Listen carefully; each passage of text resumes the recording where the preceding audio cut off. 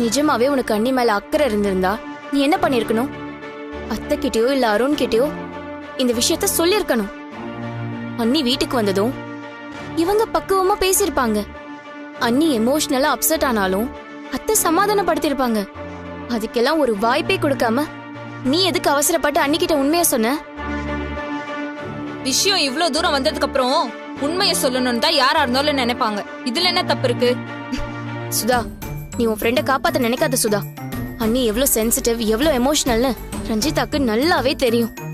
இந்த விஷயம் திடீர்னு தெரிஞ்சா அவங்களால தாங்க முடியாதுன்னு நல்லாவே தெரியும்.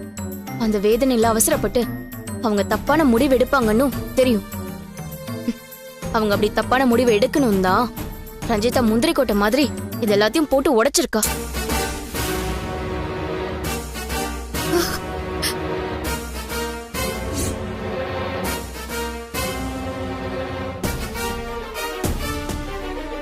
உன் இஷ்டத்துக்கு ஏதாவது பேசிட்டு இருக்காது கல்பனா. வித்யா கண்மூடித்தனமா அவனை நம்பி இருக்கா. அதனாலதான் இந்த விஷயம் கல்யாணம் வரைக்கும் வந்திருக்கு. அவ முட்டாள்தனம் வேற எதுவும் செய்யக்கூடாதுன்றதுக்காக தான் ரஞ்சிதா அவளை வார்ன் பண்ணிருக்கா. இல்ல, கல்பனா சொல்றதுதான் உண்மை. இவ திட்டம் போட்டுதான் எல்லாத்தையும் செஞ்சிருக்கா.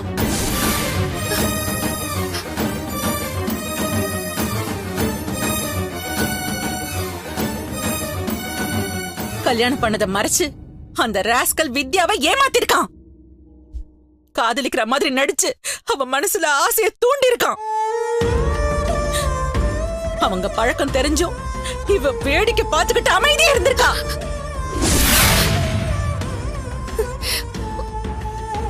அம்மா, அந்த பாலா தான் இவன் மாமன். அவன் ஏற்கனவே கல்யாணம் ஆனவன்னு இவ என்கிட்ட சொல்லிருந்தா நான் வித்யாவை அவன்கிட்ட பழக விடாம தடுத்திருப்பேன். அவன் மனசுலயும் ஆசை வந்திருக்காது.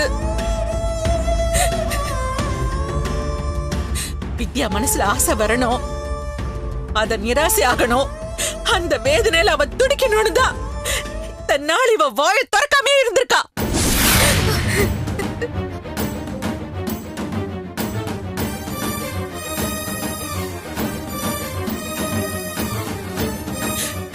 இப்ப சரியான நேரம் கிடைச்சதோ உண்மையை சொல்ற மாதிரி சொல்லி என் பொண்ணு உயிரோட கொன்னுட்டா. ஐயோ அம்மா, என்னம்மா? ஏய், இத பார், என் பொண்ணு காணாம போனதுக்கு நீயும் உன் மாமனும் தான் காரணம். என் பொண்ணு நல்லபடியா வீட்டுக்கு திரும்பி வரணும். இல்ல